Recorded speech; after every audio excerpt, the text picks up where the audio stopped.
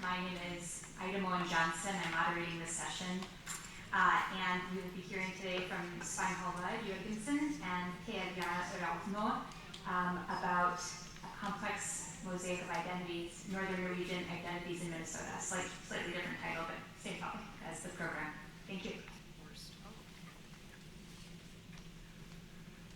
Thank you. It's not often we are presented foreign forums such as this with such a correct pronunciation of our names. So I guess that indicates something. Migrant identities will always represent a rather complex field of study. And this is, of course, because the empiric reality it relates to is complex. Migrants from a nation is not a uniform group, although their ethnic label could suggest this. Migrants and migrant identities form a complex and often contradictory mosaic.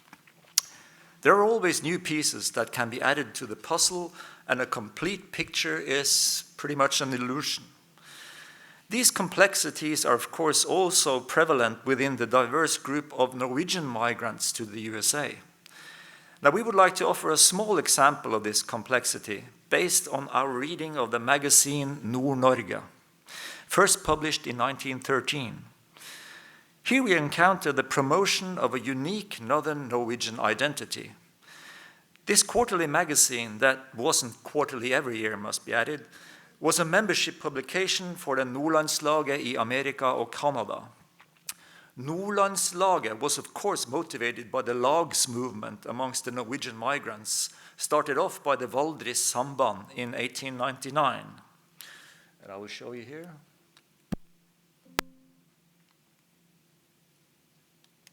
There we go. Beautiful magazine, as you can see. The magazine was run by a small group of people who we classify as a cultural elite. The most striking characteristic of this publication, which at least holds for the first 15 to 20 years of its existence, is its focus on constructing a unique Northern Norwegian identity. Now, we see this as an ethno-political project fostered by political and cultural circumstances in the land they left. Also important are the new circumstances and possibilities offered in their new homeland. We will try to present a glimpse into the background motivating this identity project, as well as some illustrating examples. Now, our entrance into the fascinating and interesting world of Norwegian-American migration came through my chance encounter with the mentioned publication. I stumbled over a pile of old magazines called Nord Norge at my mother's house. She had borrowed them from a neighbor, and they were in pristine condition. I was deeply fascinated by the social and cultural representations of Nord Norge I met in these magazines. It must be added, of course, that I am from Nord Norge. Now, after a first presentation of this material, Bjarne also found it interesting. And it's not that I'm a Northern Norwegian, he's Northern Norwegian as well. And we're actually from the same district. And we both grew up with relatives in America. And these relatives regularly came up in conversation as well as physically through visits. Now, I suppose this shared background made us recognize something in our own histories through the magazine. A personal and lived experience where the ties to relatives in America was an everyday and natural part of our lives. You could probably say that this project is something of an exploration into our own histories and that of our families. As far as we have found, the magazine had some subscribers in Northern Norway, but distribution across the Atlantic through family ties was the most common way of acquiring the magazine in Norway. In Nord Norge, the family members back home could read about immigrant life in America, but perhaps more significantly, they could read countless articles about Northern Norway. Here, their lives and surroundings were presented in a manner just as glossy as the paper it was presented on. In Nord Norge, they could read about themselves through the lens of the emigrated. It was a celebrating, positive, and upbuilding narrative, and it most certainly aimed to accommodate a regional pride amongst its readers. As far as the material quality of the publication goes, and its almost exclusively regional focus, no other publication could measure up. It was printed on glossy paper, contained numerous photographs and drawings, and the binding was quite exclusive. Running such a magazine could hardly have been done in Northern Norway at the time. The technological necessities, printing facilities being one, would have presented an overwhelming obstacles. In America, the land of possibilities, the circumstances were different. And I'd just like to mention a couple of other necessary conditions, and that is, of course, the immigrants had time for leisure.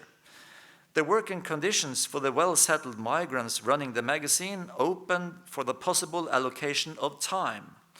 The magazine was run, as I mentioned, by a cultural elite who earned their living in jobs providing both livable incomes and at the same time offering working hours that opened for cultural activities and engagement.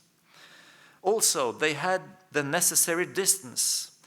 Seeing Northern Norway through a distance in time and location was crucial for the creation of central narratives and key symbols. They could reminisce about land and life, constructing a memory that was saturated by mythic representations. Also, it was presented, and quite insistently, as collective on behalf of all Northern Norwegians. They created both a unified region and the collective identity and qualities installed in its inhabitants. It is also obvious that they saw this as a project aimed at what Darren Olsen refers to as the Greater Norway. They wanted to change things back home as well as in the USA. In this respect, they worked in correspondence with the elite milieu of Northern Norwegians in Christiania. But it was in the USA that the most explicit and coherent mythical construction of the newly invented region Nord Norge was formed and advocated. Where the elite in Christiania focused on political and financial influence, the elite in the USA focused on identity, or what we see as ethnopolitics. Now, why did these Northern Norwegians so explicitly and with such vigor advocate an ethnopolitical project in the USA? An important factor motivating this movement can be found in the asymmetric relationship that existed between the south and the north of Norway, the Norway they left. The anthropologist Trond Thuen describes a historic neighbor and exchange relation in the north, based on symmetry along an east-west axis. In opposition to this stands the asymmetrical relation pertaining the north-south axis, granting the south judicial, economic, and cultural hegemony. It is probably not very well known to what extent this symmetric relationship influenced and imbued the lives of most modern Northern Norwegians. But in number of inhabitants and representatives in the Storting, the governing body for the country, Northern Norway was in every respect a minority. The interests of the South and the understanding of the North and the Northerners formed in the South governed all decisions made on their behalf. In many ways, we could say that the North was treated as a colony, where governing from the South was necessary, both for the good of the country and, not least, for the best of the Northern Norwegians, who didn't know their own best. Now, in order to illustrate this situation, we can look at the law regulating the selling of public land in Finnmark, which amounts to most all the land in Finnmark. The nomadic Sami were granted rights related to the herding of reindeer, whereas the resident Sea Sami, along with Finns and Quens, were struck hard by the law and national politics. Local ethnic Norwegians were also struck, in particular by the actions and guidelines connected to the Society for the Promotion of Agriculture in Finnmark. Now I'll just leave this open so you can see. These are extracts from debates in the Storting. The actual law, and even more so the discussions and clarifications made by the politicians in the South, highlights the condescending attitude and legal conditions regulating matters between the central government in Christiania and its subjects in the north. The Society for the Promotion of Agriculture in Finnmark was to receive land from the state, as well as a substantial funding for financially supporting settlers. The land they could parcel out independently of the rules of the land sale law. The society advertised and promoted the possibility of acquiring land and receiving financial support. This advertising was, however, geographically delimited. Suitable recipients were to be recruited from Trøndelag and further south. As well as saying something about how they regarded Finnmark, it also says something about how they regarded the rest of Northern Norway.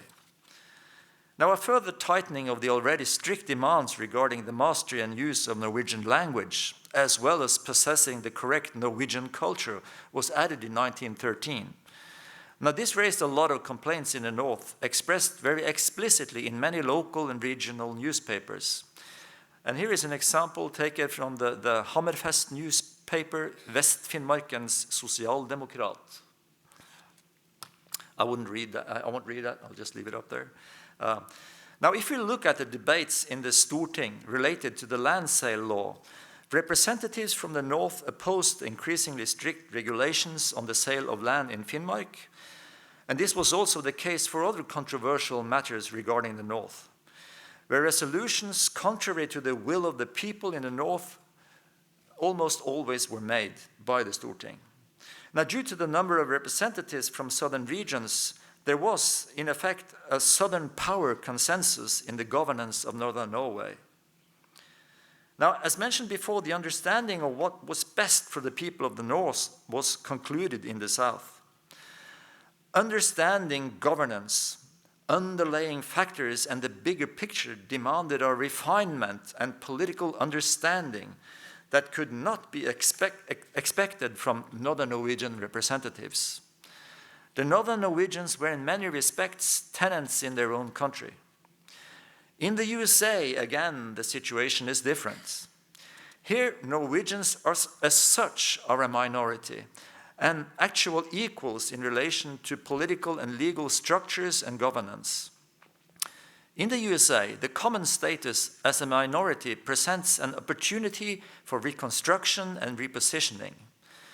Now it is time to throw the shackles of the asymmetric power relations weighing the Northern Norwegians down. They are no longer discriminated by law and politics, and eagerly they set out to rewrite history and form the future. Now, they were Vikings with a twist and disavowing farmers. Now I'll get into this. Darren Olsen's in his book, Vikings Across the Atlantic, Immigration and the Building of a Greater Norway, 1860 to 1945, has addressed the Norwegian-Americans' use of Vikings as a key symbol for ethnic identification. The Northern Norwegians were no strangers to the Viking as a symbol representing values they identified with. However, there are not many direct references or images linked to this identity marker in Nord Norge.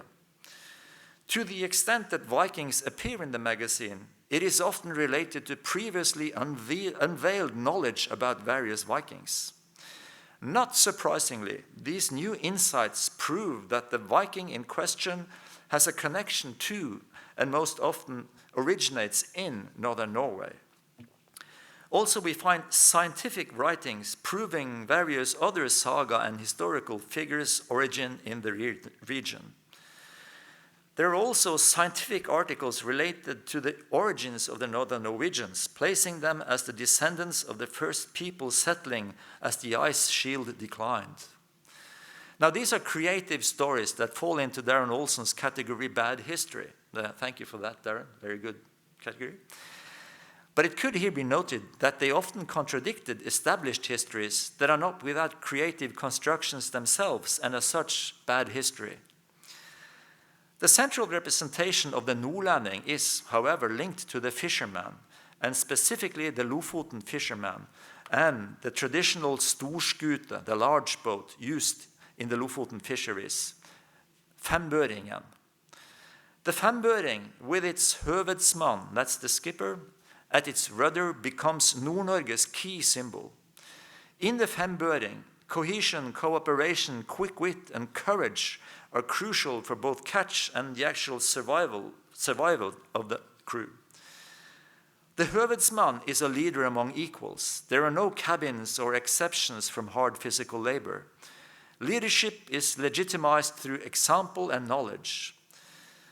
While the høvedsmann is the crew's leader, equality and brotherhood rather than hierarchy and governance form the Fembøring's ethos. The leader of the Nordlandslag itself is, of course, and most appropriate in this mythic picture, referred to as our høvedsmann. The sea, the boat, the extraordinary seamanship are qualities shared by the Vikings and the Lofoten fishermen. But where the Viking is a symbolic representation for Norway, the Fembøring and the fisherman is exclusively linked to Northern Norway. The Fembøring represents many of the Viking central qualities, but is also a significant other. This is a symbol that is regionally anchored. It has a historically traceable affiliation to Northern Norway, and of course, it is also a contemporary artifact. Now, in his PhD dissertation, Vesterheimen in Red, White, and Blue, the hyphenated Norwegian-American and regional identity in the Pacific Northwest, 1890 to 1950, Hans Petter Grav refers to a statement made by the St. Olaf scholar Arthur Paulson in 1932, where he believed that practically all of the older generation of Norwegian-Americans had read Bjørnson's Synnøve Solbakken. The farmer and his connection to the land, peasant culture idealized through a romantic nationalist lens, was thus to be understood as a shared marker of Norwegian ethnic identification. And although many, if not most, Northern Norwegians were farmers in the USA, this mythical symbol of ethnic identity challenged the ethno-political project advocated through the magazine Nord Norge. Rooted in farmland and agriculture, but also deeply embedded in a Norwegian historic frame, identification with the farmer would place the Northern Norwegian at the halfway. This was a narrative that tied Norwegianness to culture and political circumstances that confirmed the asymmetric power relations they wanted to break away from. In Northern Norway, where farming rarely amounted to more than partial self-sufficiency, where land was scarce and climate limited the possible crops and their size, the farmer as a model would place the Northern Norwegian at the end of the table. Most Northern Norwegians living in rural areas would only be part-time or halfway farmers. In this mythical narrative, the Northern Norwegian would remain in an asymmetric relationship with his compatriots in the south. The north was a region where the ideal representation could hardly unfold, at least for the vast majority. In contrast to the representation of Norwegians as farmers stood the fisherman and the Fembøring. This was something else, equally Norwegian, but at the same time regionally rooted. Here was the key symbol that offered the Northern Norwegians a way out. The fisherman harvested rich catches from the sea and represented a tradition and a field of knowledge that demanded equality with the farmer. What the land and farm culture was for the narrative about the farmer, the sea and fishing culture was for the narrative about the Northern Norwegian. By distancing themselves from the farmer and the Viking, through the fisherman and the Fembøring, a field is opened where the Northern Norwegian possesses and controls the valid cultural capital. As we shall return to later, the Northern Norwegian was not only presented as equal, his character traits were unique and particularly useful in the new homeland. They agreed to the claim that Norwegians were the best amongst the ethnic groups in the USA, but they also raised the bar and proclaimed Northern Norwegians as the very best. Now, what are they actually doing? Well, we have primarily examined the contents of the first 12 to 15 years of the Nord Norge magazine. And our reading of this, which perhaps could be criticized as bad history, suggests the following interpretation. The editorial board of the magazine has a clear and stated political agenda. they want to create pride and awareness around Northern Norway and Northern Norwegians. They proclaim a unique Northern Norwegian identity with inherent qualities that are particularly suitable for adaptation and success in the new homeland. Now, we see this in connection with more recent theories on ethnicity, which build on Fredrik Barth's seminal introductory essay in the book Ethnic Groups and Boundaries. The development of Barth's theories opens multiple ethnic identities, as well as paying more attention to the importance of the cultural practices, symbols, and history related to ethnic identity. Depending on the circumstances, members can shift ethnic affiliation. They wander in and out of ethnic identities, and shifting from one to another does not come at the expense of identification with either. The Northern Norwegian elite project is not to place themselves in opposition to or break out of a Norwegian ethnic identification. It is to establish what we could call an ethnic meta-category, both fitting within but also standing out from Norwegian. It is both included in and outside the category Norwegian, more like Schrödinger's cat. Now, this is truly a complex mosaic. We see this as an example of the often complex and paradoxical nature of ethnic groups, their boundaries, and the movement of people within and between them.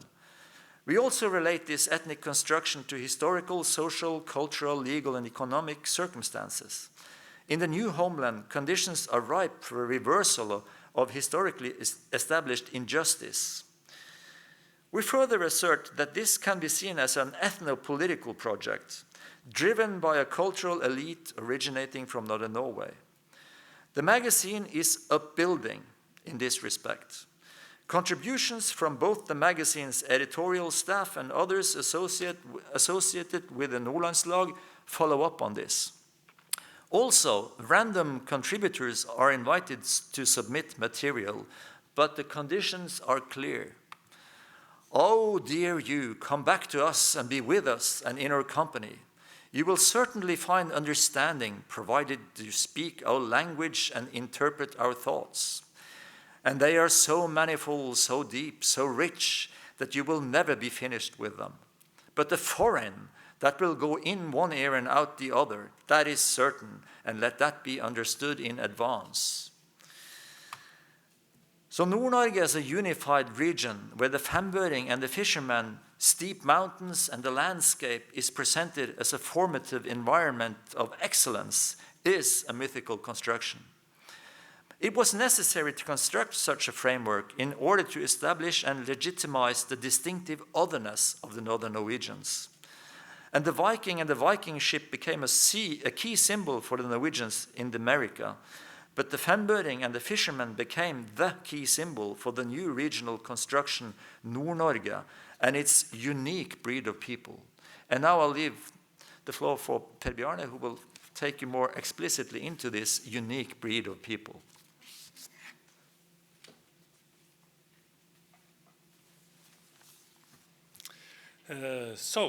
As Svein-Halvard has shown, there was a certain amount of resentment from the Northern Norwegians toward the southern part of Norway. Northern Norwegians felt underestimated and stigmatized by people in the central parts of their own country. And when they arrived in the new homeland, they were to have no more of that. So they wanted to set themselves apart from your run-of-the-mill Norwegians. They wanted to construct a new identity for themselves as a special kind of Norwegian-Americans. And the choices they made in this regard were not at all obvious. I mean, they chose to represent themselves as fishermen here in Minnesota.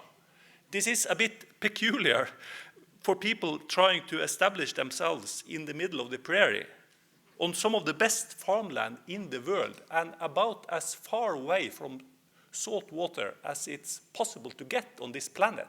I measured this on Google Earth. So, and also, so it's a bit of a mystery why they did that. And it's not like coming forward as fishermen. I forgot the beautiful picture of the fisherman on the front page of the magazine. They prefer to be regarded as this fellow than a farmer. And it was not like coming forward as fishermen was the only option they had. Northern Norway was not a region of only fishermen. Northern Norway was and is a huge and very diverse region. The Northern Norwegian coastal culture is only a part of the picture. From the north to the south and from the west to the east, there are many variations when it comes to natural resources, economic possibilities, and cultures and traditions. We will look upon just a few glimpses. This is where Ole Edvard Rølvåg came from. And this area, up to the Lofoten archipelago, is like the center of the typical fishing districts. So this is where the fisherman identity originated from. People in this district went to the Lofoten during the winter to take part in the seasonal cod fisheries. This was very important for their economy. Then, if we move further north, we enter Arctic regions. The coast of Finnmark is about as Arctic as you can get anything south of Svalbard. Here's a picture from Hamningberg on the northern coast of Finnmark. As you can see, there's not much here except bare stones and the sea. And the people living here on the coast, in the Norwegian part of Finnmark, they were fishermen. They were totally reliant on fishing. But it was another kind of fishing that went on down in Lofoten. And then we can move a little further south and further east. And then we can find a totally different society. This is the mining town of Sulitjelma. In 1910, this was one of the biggest towns in northern Norway. And the people living here were miners. Some of them also run small farms, or to be more precise, their wives run the farms while the men were mining. But they did no fishing. So this was a significant part of the population that were not fishermen. There were also other mining societies, mining towns in northern Norway, like Kirkenes and Kvæfjord. And then if we move further south, to the southern part of northern Norway, about halfway between the extreme south and north of Norway, we find mountain farmers, mountain valley farmers. This is a picture from Ørjedalen. And this is a picture from the neighboring valley in Ørjedalen, where people are working in the forest to produce tar. This was a forest product, a mountain forest product. It was very far removed from the fishing industry. So it's a totally different specialization, a totally different society. One of those young men there was my grandfather, by the way. And one should not forget that a large proportion of the population in northern Norway identified as Sami. Some of the Sami were fishermen, but what has become to be known as the typical adaptation is connected to reindeer herding. So why did the Northern Norwegians in the Midwest want to represent themselves as fishermen and sailors of all things, and not as farmers or miners? Most Norwegian-Americans built their identity on an image as hardworking and capable farmers. And this was very much in step with the national romantic ideas in Norway at the time. Norwegian intellectuals constructed a perception of the basic Norwegian as a serious and hard-working farmer, able to survive hardships of every kind. But the Nordlendinger in Minnesota made a conscious choice to remember themselves and present themselves as fishermen. And one part of the explanation is, of course, what Svein-Halvard has talked about. They carried with them a certain resentment against Southern Norway, and they wanted to be something else. And another part of the explanation may be found in the background of the most active individuals around the magazine Nord Norge. Most of them came from the coastal areas of Helgeland, the same area as Ole Edvard Rølvåg originated from. They would have felt at home in the open fishing boats of the Lofoten fisheries.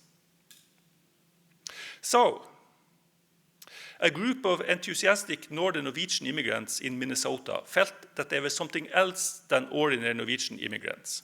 They chose to present themselves as capable and hardy fishermen.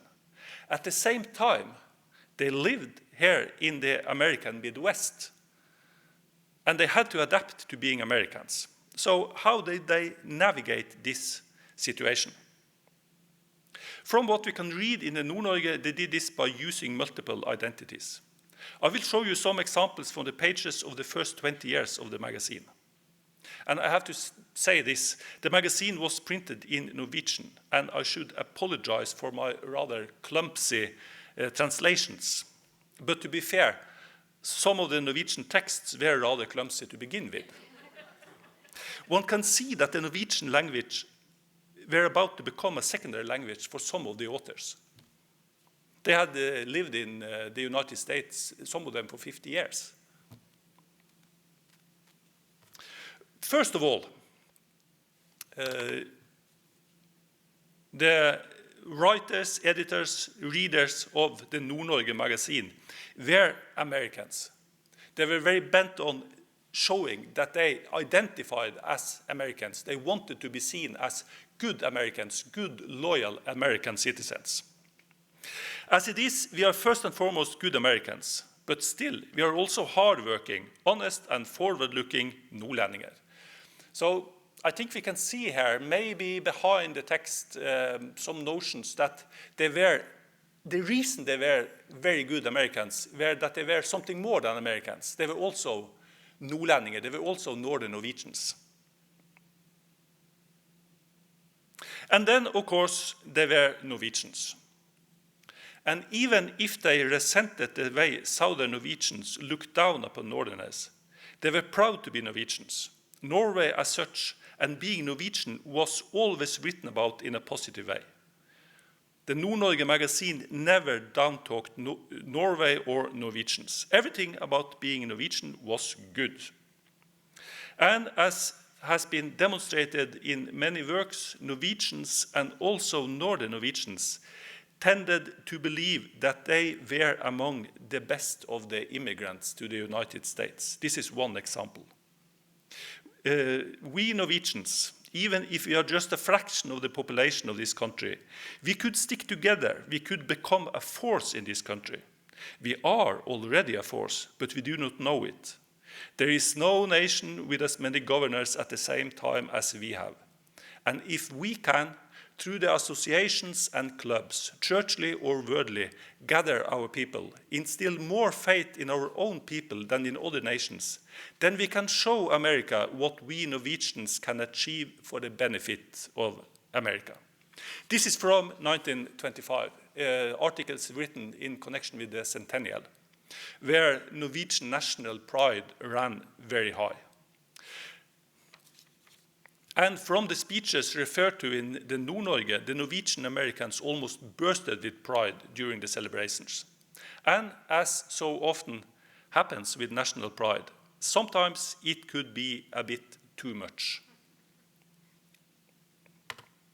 Talking about the melting pot can be all well and good, but we are a proud people, and we have reason to be.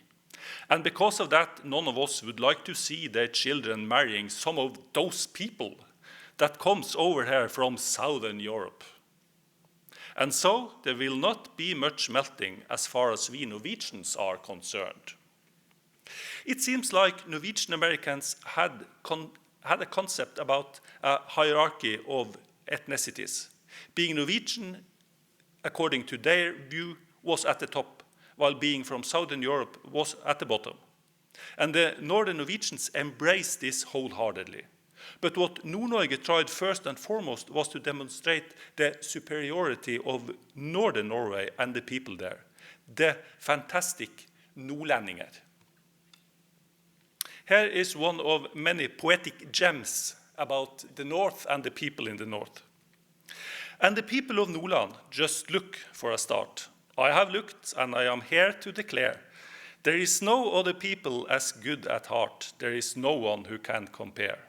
Nordland, wonderful Nordland, enticing, alluring, northernmost north. No, there is nothing as delightful as Nordland. There is nothing of the same immense worth. And again, I have to apologize for the translation. And the result is corny. I do know that. But in my defense, I would like to plead that the original version in Norwegian was also corny, right from the beginning. And this is typical, both for the quality of the poems and for the enthusiasm for everything connected to Northern Norway. No writer ever said anything critical about Northern Norway in this magazine. The expression used most often to signify Northern Norway was Eventyrlandet, the fairy tale land. They really thought about their old homeland as a fantastic place where everything was beautiful. And they wanted to show that Northern Norway was actually better than the South. And they did this in different ways. One way was to use history. And a simple way of using history was to go through all of Norwegian history and check the heritage of the historical heroes. It turned out, when examined closely, that all were the heroes of Norwegian history, like Olaf Tryggvason, the Viking king, was actually nordlendinger, or at least close enough.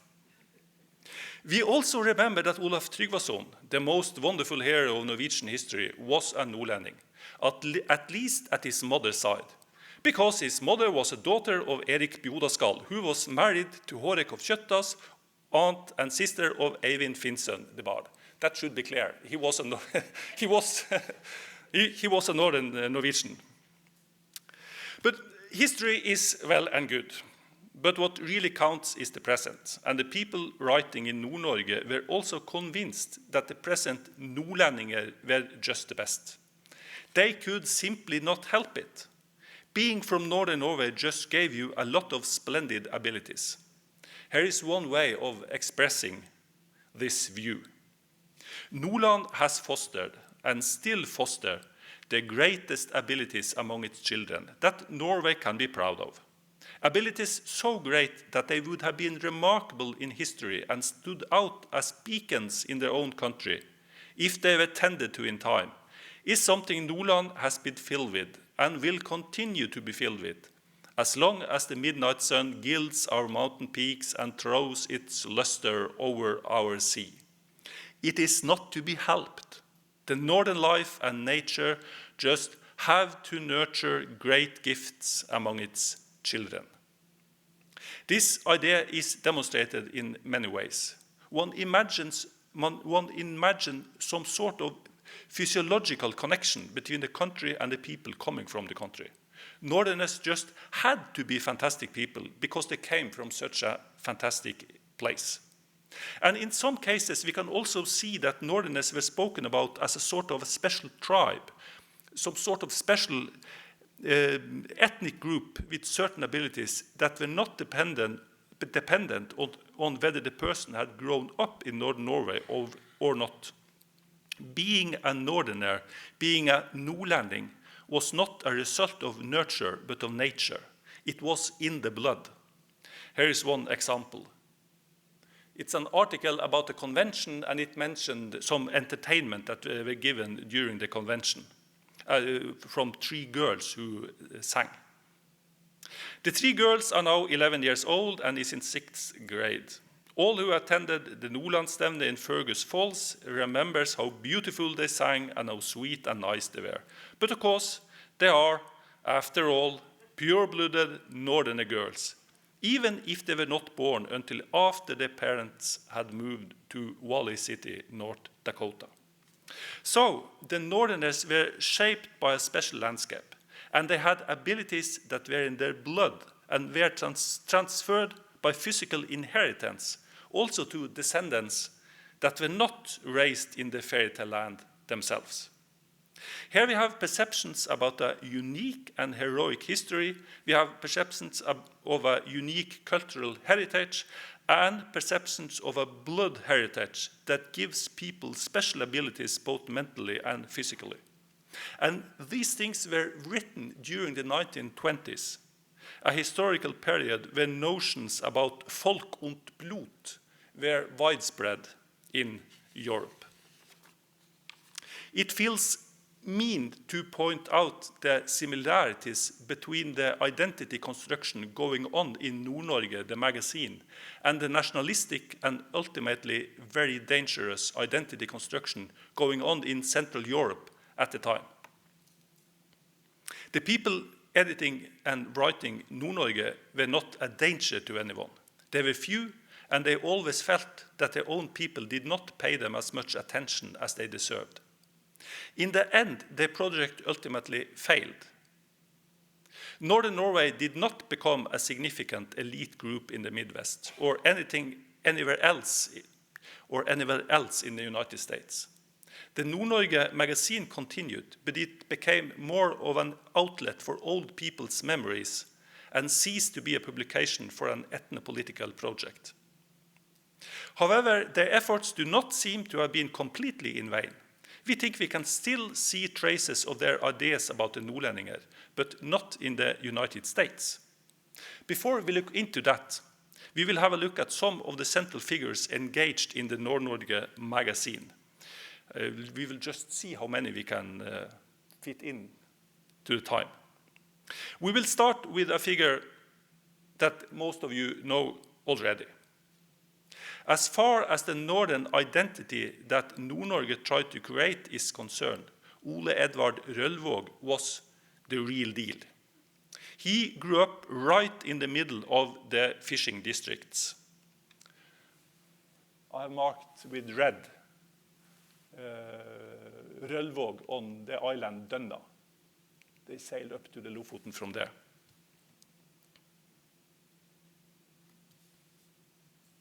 He grew up right in the middle of the fishing districts. He came from a very ordinary family, many children, not much wealth, and he had to join the crew of the fishing boat from a very young age.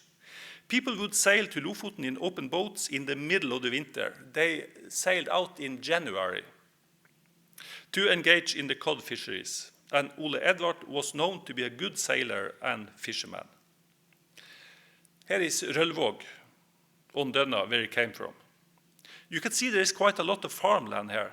Most of the families here had a farm as an important part of their subsistence. But the men took part in the fisheries for extra income. Ole Edvard Rølvaag decided to leave the fishing boat and migrated to the United States. Here he had great success and ended up as an esteemed professor at St. Olaf's College. And he became also a celebrated author. Even so, he preferred to present himself as a capable fisherman and steersman of the old open fishing vessel. This is something he wrote to his good friend Olaus Farseth in 1908, 2 years after his appointment as a professor here at St. Olaf. Up here, everything is still the same. Total enrollment now more than 500. Yes, we do have a lot of boys and girls. It is much to look after. And the responsibility. When I think about my own position here, I would rather sail an Ottring from Fleinvær to Værøy, a stormy January night, and shoulder the responsibility for both boat and crew. This I could do once upon a time, and I could do it without fear or hesitation. But leading so many young people, I have to stop to ask myself time and time again, is this the right course? Do I follow the right sailing route? I find it remarkable that he clung to his old identity even as he was making his career as a professor. In the core of his being, he seems still to have preferred to be a steersman in an open boat. And even though he was the real deal for this fisherman identity that the Nord Norge magazine tried to build, He does not seem to have been particularly eager to support that project. It seems like he had bigger fish to fry. He was working with, pun not intended, but it was a good one. Thank you. But he was engaged in the work to preserve the Norwegian language as such. He was not too much interested in being the nordlending. But he contributed to the magazine, but he wrote things about how nice it was to meet old friends and neighbors from the old country and talk about the old country. The next person we are going to look about were much more central to the identity project. And he was from a totally different part of Northern Norway. This is the home place of Julius Baumann. He was born and raised here. And this place is just like Hamningberg we have looked at earlier. Here is a picture from the 1940s. There's really not much here except stones and the sea.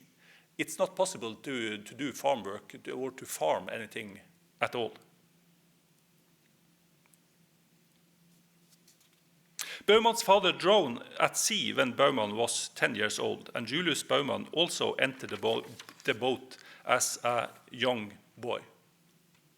Like Rølvaag, he got the opportunity to go to the United States, and he ended up working as a register of deeds in Carleton County in Minnesota. And as Rølvaag, he was well known as an author.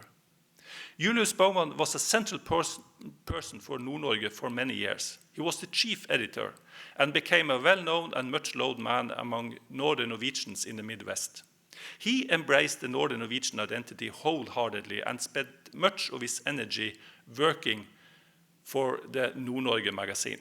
And this was a conscious choice that he made.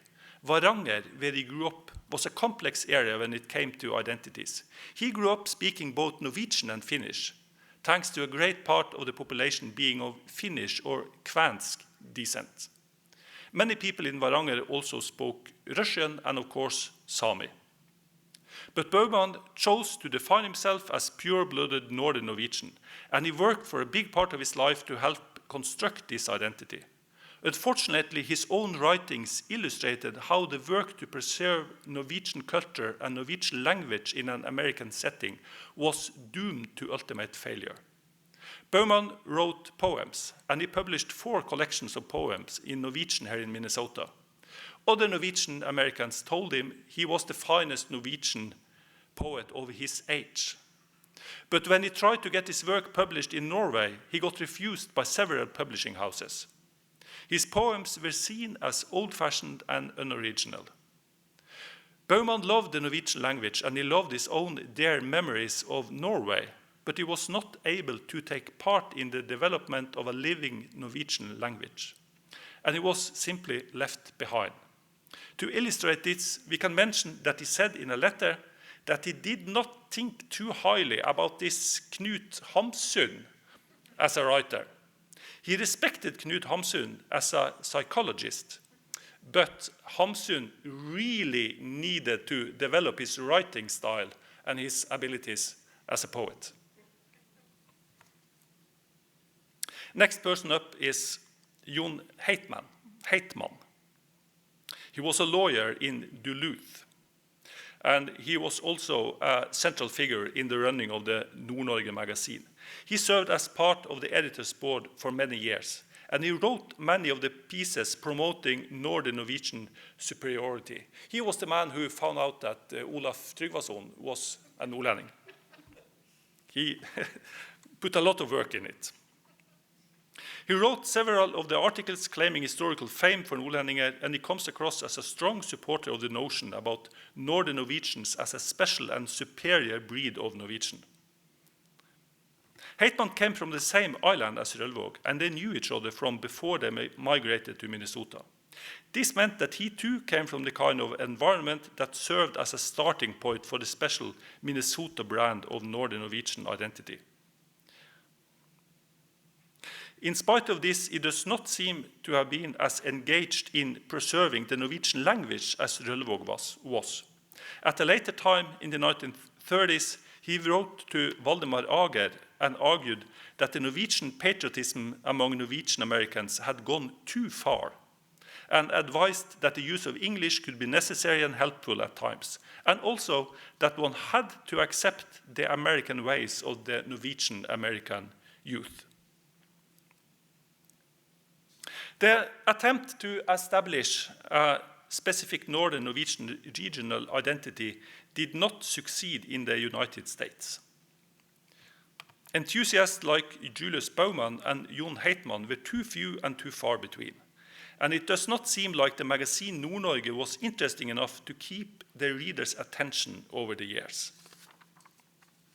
As the years went by, the Nord Norge magazine lost their hold on the Northern Norwegian immigrants.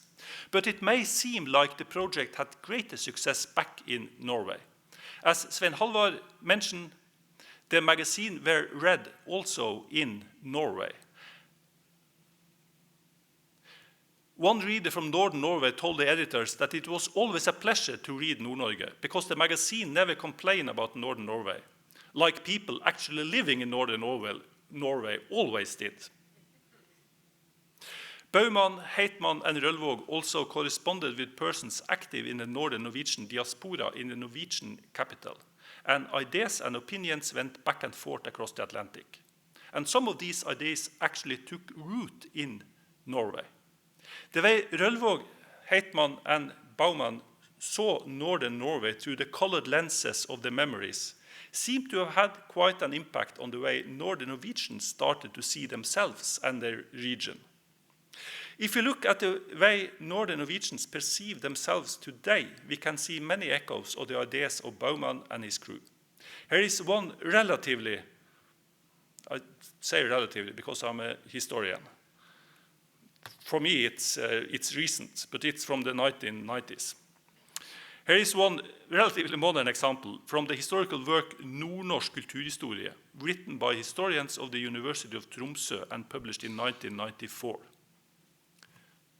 After a few generations of fighting with the elements, the specific Northern Norwegian mindset presents itself in the form of a lush humor, generous manners, brazen speech, and a remarkable ability to keep going whatever happens. It is like everything generous and violent in the landscape has also taken up residence in the diversified minds of the Northerners. And when I read things like this in the Nord Norge magazine, I think, well, this is funny. They had a strange way of thinking, these people. But then I can read exactly the same in the work of modern days historians. So I think these a bit strange Northern Norwegians in Minnesota actually had some success, even if the project didn't succeed here in the United States. And I think somehow, Julius Baumann would have been glad to hear this. I think he was a nice man, and I would like to give him that pleasure. Okay, thank you for your patience.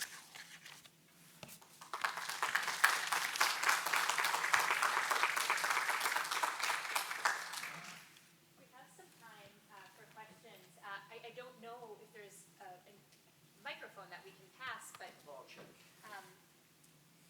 if not, we can just project. Oh, there is. Okay.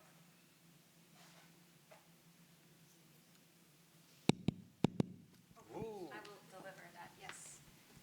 Okay, thank you, Svein and Per, for your really interesting talk. A question up here, I can bring you the microphone.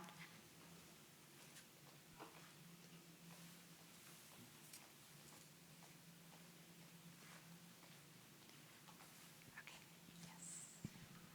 It's on. It is on, yes. Darren Olson here. Thanks for the mentions. And I just want to thank you guys for a wonderful presentation. One thing I was struck by when you were mentioning this Northern Norway identity, I was wondering if the contributors to the magazine, if they ever mentioned either, Peter Munch or Rudolf Kaiser, who wrote, who were kind of at the height of Norway's national romanticist movement, and who put forth this idea that the Norwegians were the most pure of the Nordic peoples because they had actually originated in the very northern part of the Scandinavian peninsula, unlike the Danes and the Swedes, or even the Finns, of course, who had come from the south and the east. Did that have any bearing on their identity? Yes, I don't remember to see Munch and Kaiser mentioned, but they stole their theory. Yeah. They stole the theory of emigration and adapted it to Northern Norway. There's a very interesting article arguing that the newest research shows that the first inhabitants in Norway came from the east, just north of the Bay of Bothnia. And then they continued until they met the sea, and they settled there, and then they spread southward, where they were diluted by other people. Yeah, that's interesting. So that's exactly the same as the Kaiser and Munch thesis about the Germanic people entering Europe through Norway. Okay, thank you. Other questions?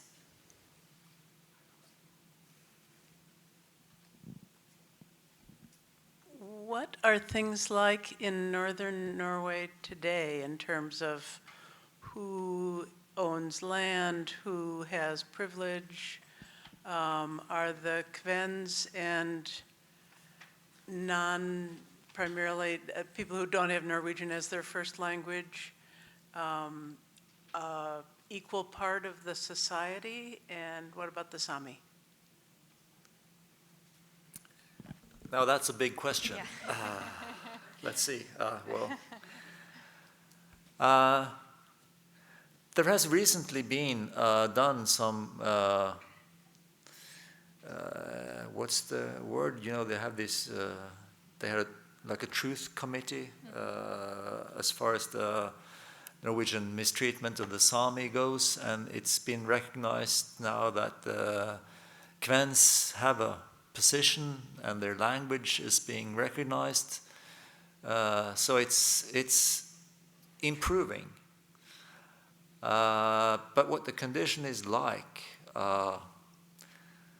it all depends on who you ask. I mean, if you see in the newspapers in the north today, the debates regarding who should be in control of the land, what should be done to regulate the Sami reindeer herders' two big herds of reindeer. There's a lot of the same kind of positions presented in the current debates as you can see in the debates around 1920 and 30. So it's changed, it's evolved, but it's still you can recognize many of the same tropes as you saw in those days. So, and I would say that overall, I think the newspapers in Finnmark in particular, at the time that we're looking into, say, 1920, would have been overall much more on the minority side. But that's because, of course, that Finnmark was a very special place in many respects. It was viewed as kind of communist. Which you can also see in what happened after the Second World War. Most people in Finnmark were suspected of being Russian spies. And of course, some of them actually were Russian spies. But it's a diversified and still interesting and complex picture. But I think, as Per Bjarne showed, that this myth, this construction of a new kind of ethnic identity that could be explaining the Northern Norwegians' particular and sought-after qualities, that's kind of sunk in. I mean, you see when they talk about themselves, and you even see, and of course, the identification with the Nordlandsbåt and the fisheries, that has stuck. It's been quite useful for Northern Norwegians through the times to kind of identify with that and, you know, pull that Nordlandsbåt up in discussions. So they actually managed to create back home, that is, in Norway, this new kind of mythic representation that made them more equal than for instance, the farmer. And the Viking, of course, it's a good marker of identification, but it goes for Norway. And as Darren Olsen has mentioned earlier, it's not an identification marker that's unique for Norway, but Norway kind of claimed it. It's more Scandinavian. It's hard to pinpoint it to Norway as it's regulated by borders today. So I don't know, it's too complex of a question to actually ask, I mean, to answer. You're perfectly right to ask it, of course, but it's hard to answer. Those were just a few thoughts. We have time for one more question.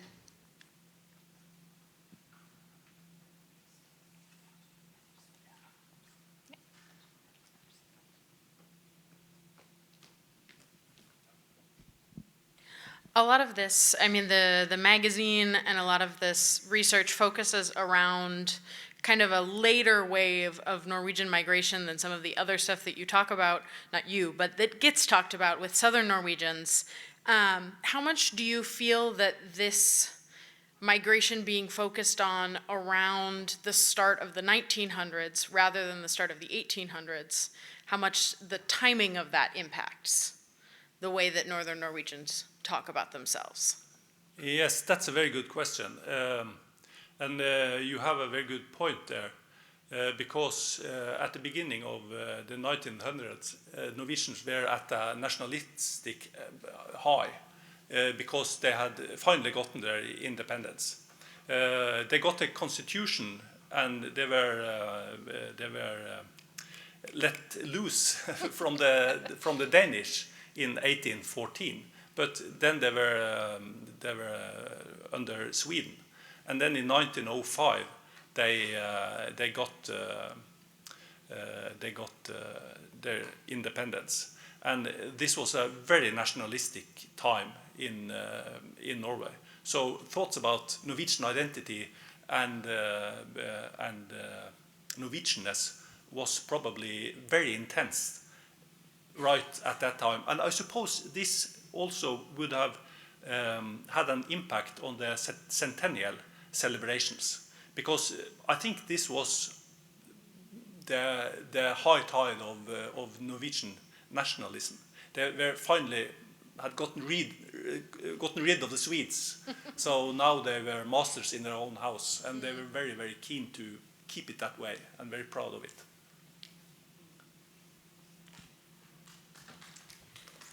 We can give one more round of applause.